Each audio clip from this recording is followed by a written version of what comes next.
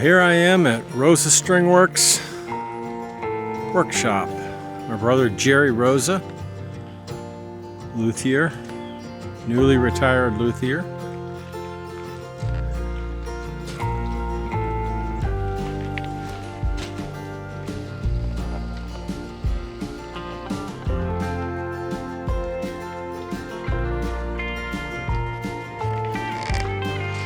Let's go in. He is not working today. He's sick.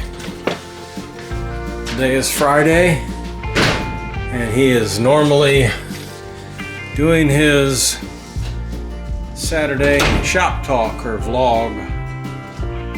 This is the workshop. I've already carried in my wood. I've used his pattern to draw out the pattern on my wood. And we're going to go right here and get it cut. Welcome to Pappy's house. Not exactly. This is my brother's workshop, Rosa String Works. And you can find him at Rosa String Works on YouTube. He has thousands of videos on building instruments, and that's why I'm here, because he's the expert. And he has all the jigs and the tools and the steam bender. I have most of the tools, but I don't have the specialty items. His routing adapters and his forms for the guitar and gluing box and all of that stuff. If you haven't already seen, I have at my house worked on the inlays and got the back glued together. So we're getting ready to cut it out. I just use his pattern. And I have the same pattern that he has from the Stuart McDonald Dreadnought pattern, but I was afraid his is from '94 and mine's a 2003 edition. Just wanted to make sure, shouldn't be any difference, but just wanted to make sure before I cut this out that it would fit his jigs and his forms. So that's why we haven't cut this out yet. So I'll cut it out here.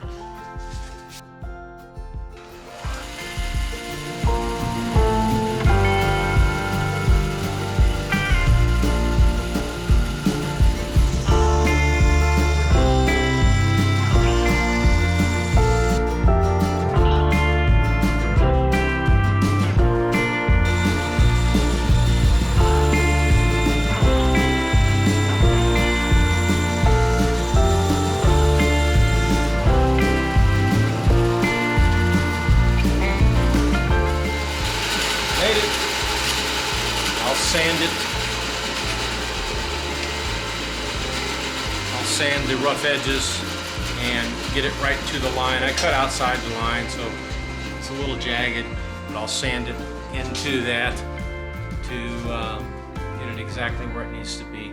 So okay, here we go. We're going to sand it, clean up that edge, and get rid of the splinters. It is such a splintery wood. Dust collection is on already, and here comes this noisy thing.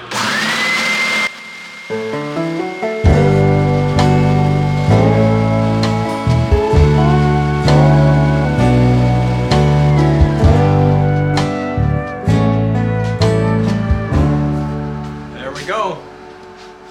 Finished product. Okay. Step 2. The top boards. I have 2 different sets of guitar wood, and I'm not sure which one I want to use. They're both very high quality, highly figured pieces. So I want to sand them both and then make my determination. Both of these are, well, the one is 200 thousandths, this one is 175 thousandths.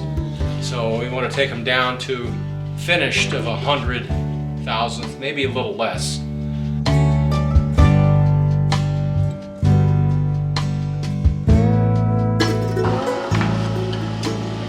More to go. I'll bring you back when I'm done.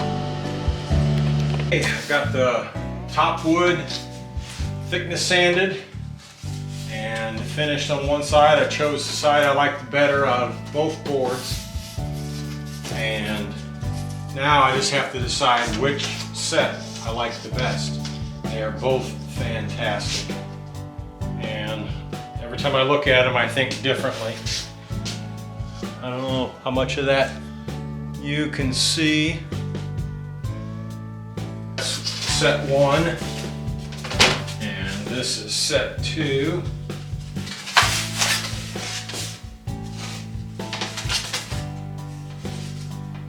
Like this.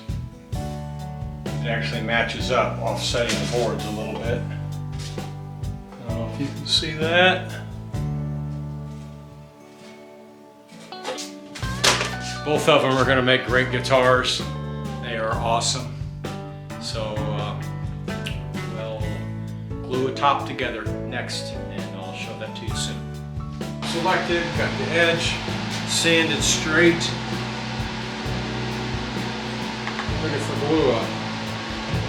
Glue up, I've got these clamped on each side of the board, and I've got the center raised up just enough that whenever it closes, it will create pressure and be a self-clamping. Then I'll lay a weight on top of that, thinking of which I've got to find some weight. But there'll be something around here that I can use. All right, here we go.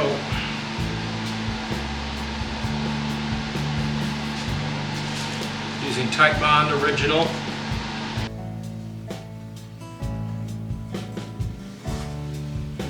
Okay, I think we got it. I put pencil marks on it earlier to get it exact alignment.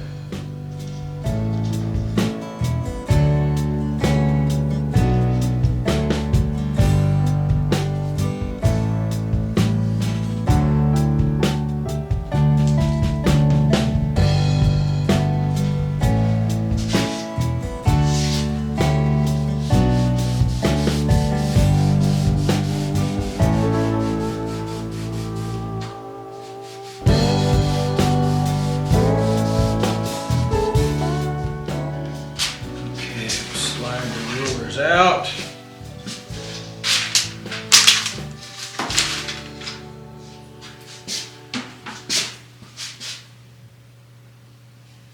And it gives me nice glue squeeze out.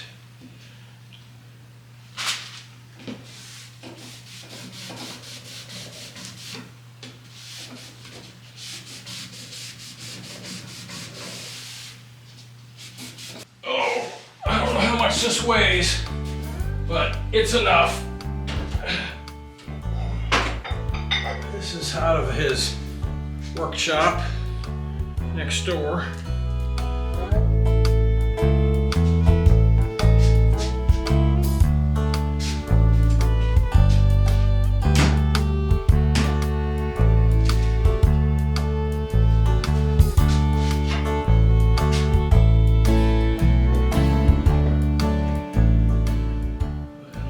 Get it much more even than that. Okay, I want to move on to cutting some braces. Okay, we are cutting some braces for the back and the top, and I've already got the bandsaw set up for the width. I'm going to rip a couple.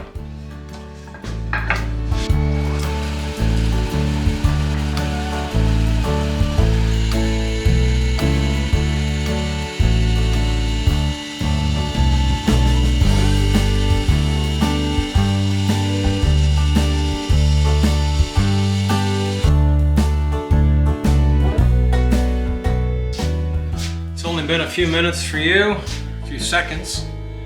It's been all day for me. I've got the braces all cut and roughly shaped. Once I get them glued in, and then we'll work on tuning it and getting them adjusted.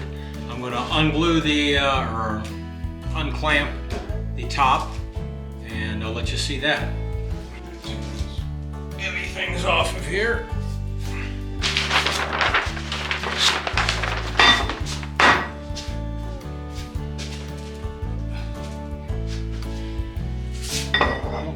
Way, but they're heavy.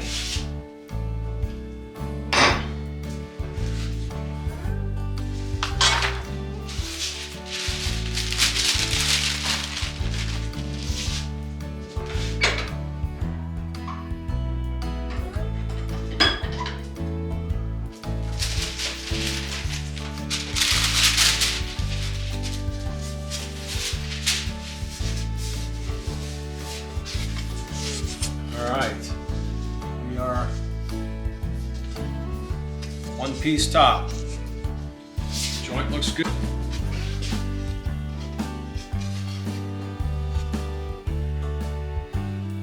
There, I can see it in the camera monitor.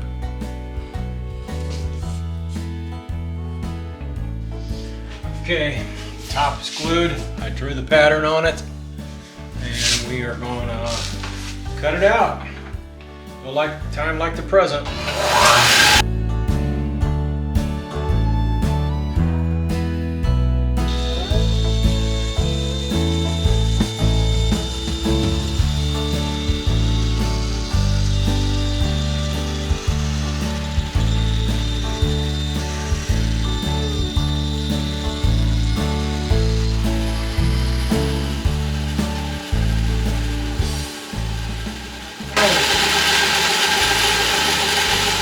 Have a guitar, at least the front. Still undecided about the front or the back. Pretty sure that this is going to be the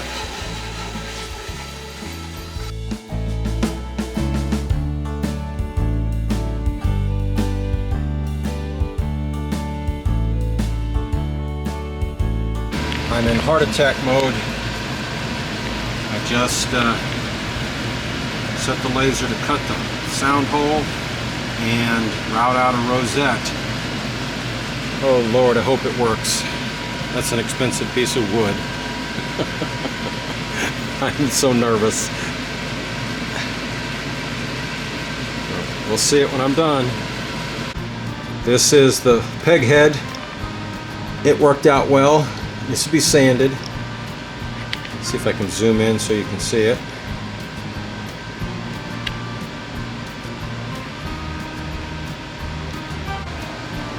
These are the inlays for the rosette that I've cut. They're all oily from being ebony and being cut with the heat. Brings out the oil. Okay, it finished.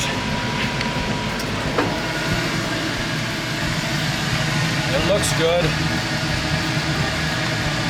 Uh-oh. It didn't cut the sound hole all the way through. Let me hit start and then strategically stop it again.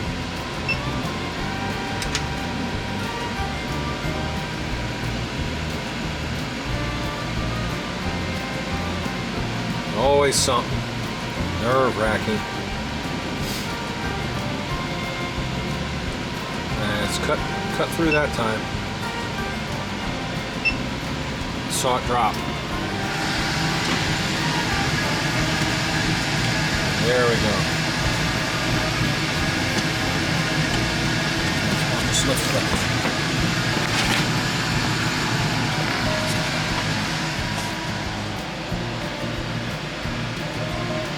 See that? Inlays. So I hope it works. Hey folks.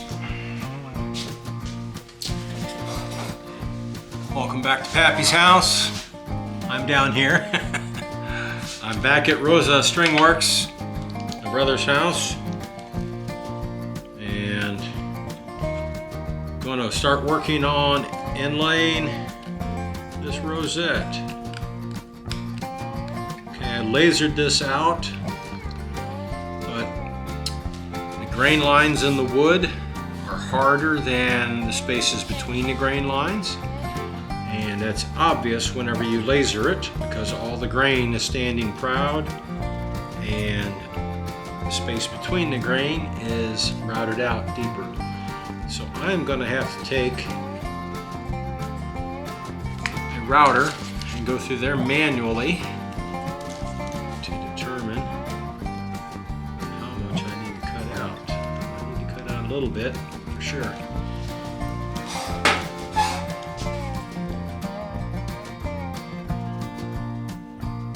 This piece is 65 thousandths thick. And let me see if I can get on top of the grain line. We are 31 thousandths. That's exactly what I expected it that one's 19. So that one's 21, 22. So it's the perfect depth because the softwood between the grain lines appears to be the right depth, and it's very hard to get a measurement on that. I can probably get one right here. That is 38. What did I say? I don't want to go less than more than half of the thickness of the top. The top is 100, so I could go to 50 and not be a problem. I'll get set up on that and I'll be back. Okay, I've got a scrap here that I tested several times to get the depth of this inlay, and my ebony inlays are still going to be proud of that height. I'm at 50 thousandths. I just want to triple check. Okay, so enough talk. This is where you can screw things up really quickly. So I am going to start back here and try to go super slow. And I will only film a little bit of this and then I will shut it down.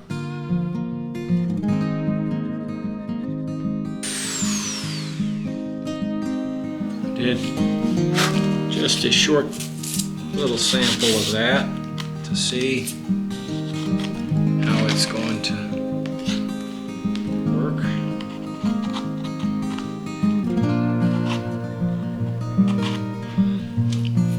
I'm going to try putting this little tiny piece in and see what it does.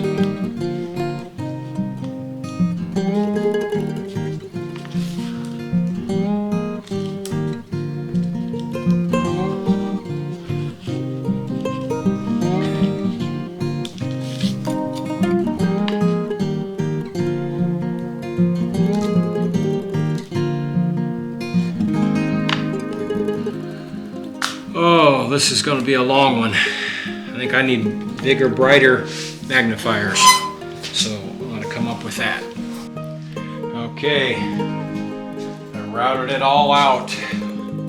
Oh my goodness, I've got a few shaky spots, but overall it came out okay, I think.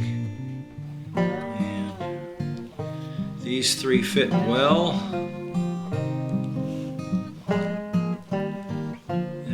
Fitting is good. Jinxed myself by turning on the camera.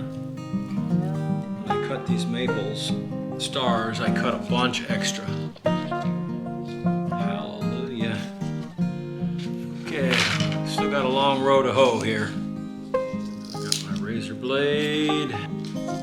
Piece going up to the star here.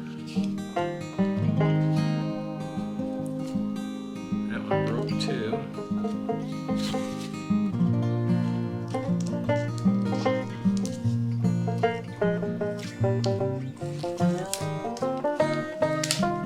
Oh, goodness gracious. Maybe I'll try to get the tape off of here and get it out of my way. Turning these.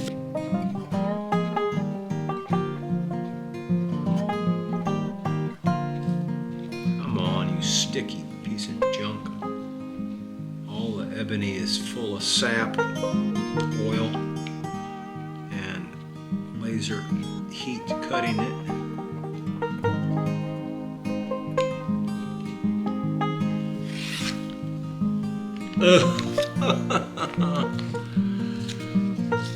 I'm very nervous.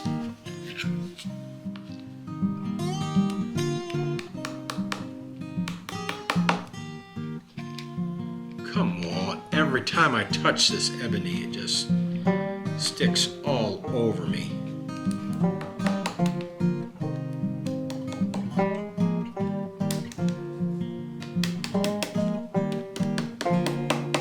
here, it's not that important because that's going to get cut away. This first one I would like to get in place.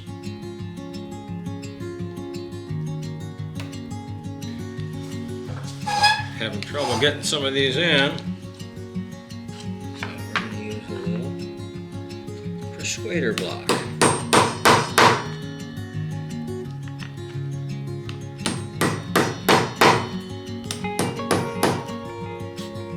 Excellent.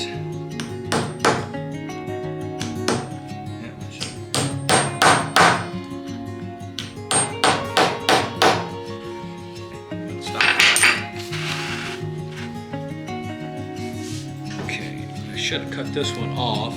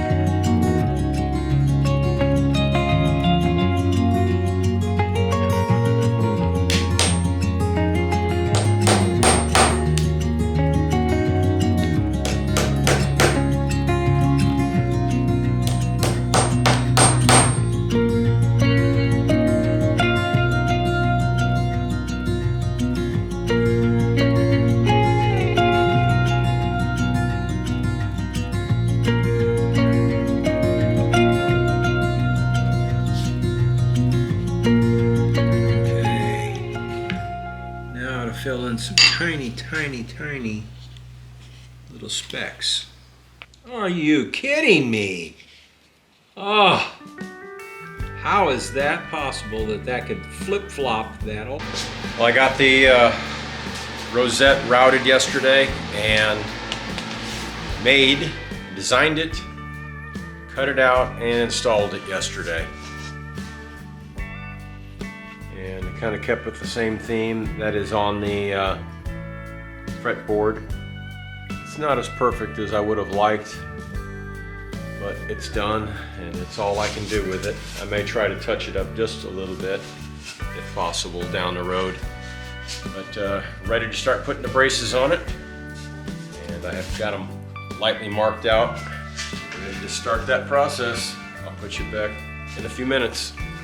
The cross brace on the top have the smaller side braces notched into the side braces, in looks like 6 areas. So I'm gonna get that taken care of. This is gonna get noisy. Whiny little thing.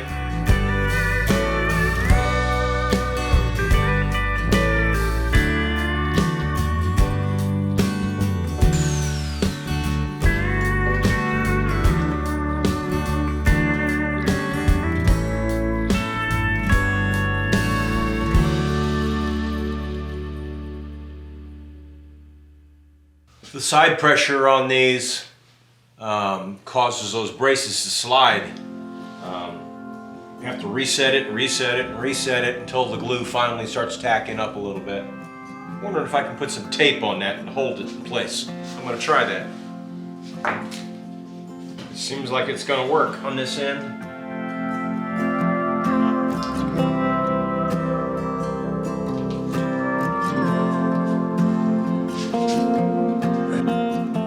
Still keep an eye on it to make sure that it doesn't shift. Maybe that'll work.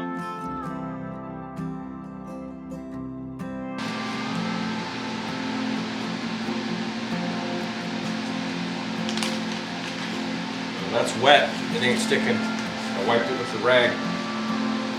Okay. Let's see what we can come up with.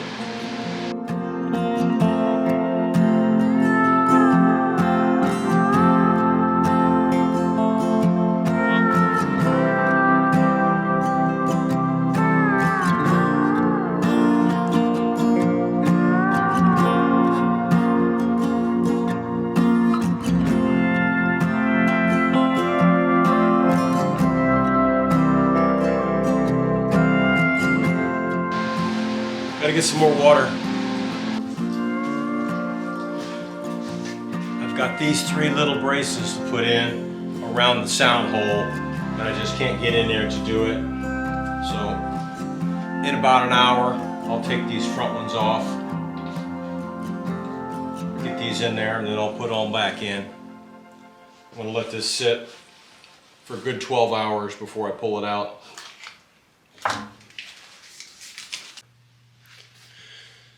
Cutting the sides, I've had them rough cut for a couple years. When I made my last guitar, my first guitar, I cut the sides for all 3. I've got this one marked out to the right width, tapers down to a narrower.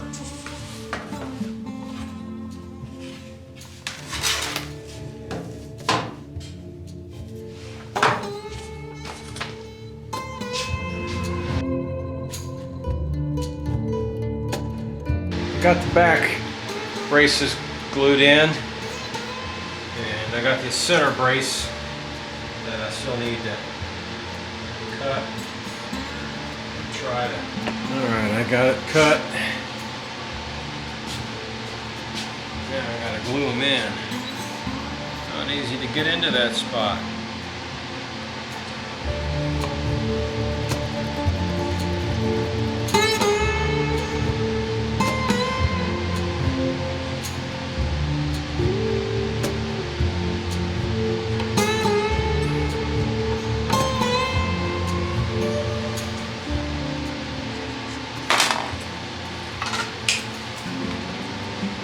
Like a giant mouse trap ready to go off any second.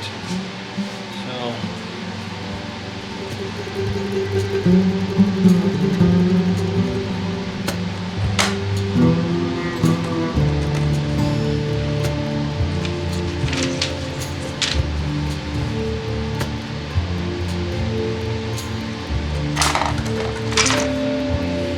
ooh.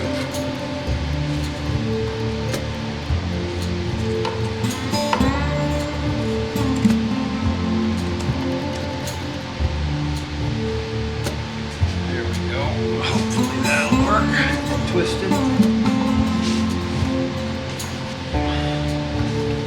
Same routine for the next one.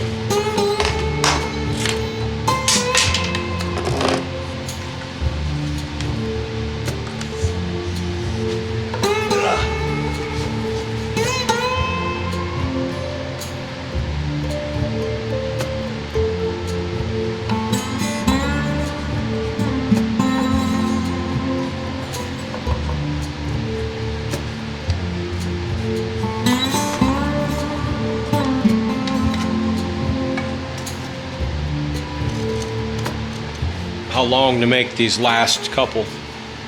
There's a big tail block that goes in here, and then there's another one of these little seam strips that goes on each end.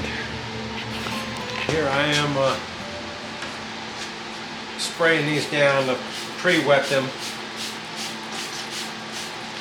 for bending. Let the water soak in them a little bit.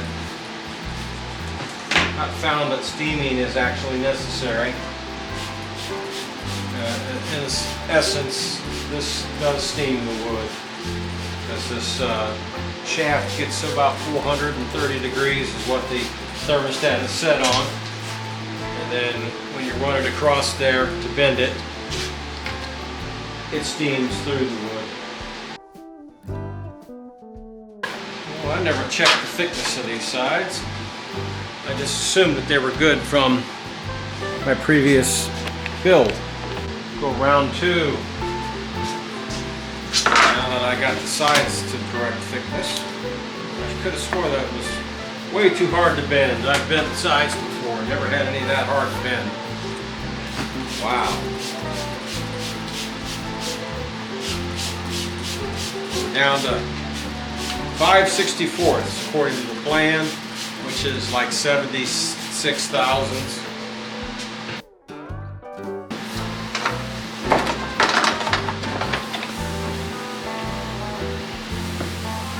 That metal holds the steam in, holds the heat in. Oh yeah, that's a lot easier.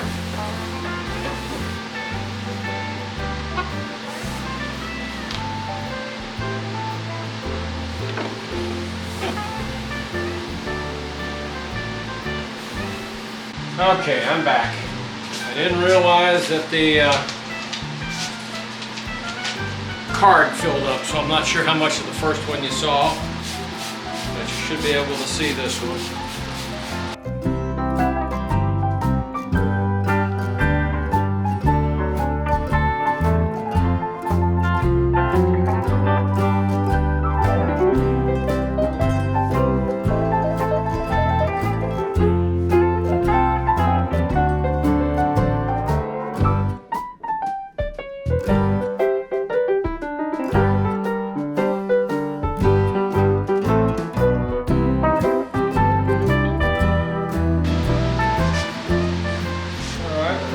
Dry out a little bit. We're all bent. I'll bring you over and show you the mold. There it is. You can see it fits pretty good. It's not perfect, but these spots you can just finger pressure and pull them over. It's not hard. That won't move because it's clamped up there. But I'm good. Let that dry, and then we'll pull it out where they overlap here. See the overlaps? We'll cut it center, both ends. That's going to be a visible cut. We can always cover it with a veneer or something, or a decorative end cap. But on my last one, I just let it be a raw seam. Just made it a good seam. Then I've got to cut the tail block and the neck block and glue those in, and then we're ready to put the top and back on. Got the back all drying. The top is sitting here, finished.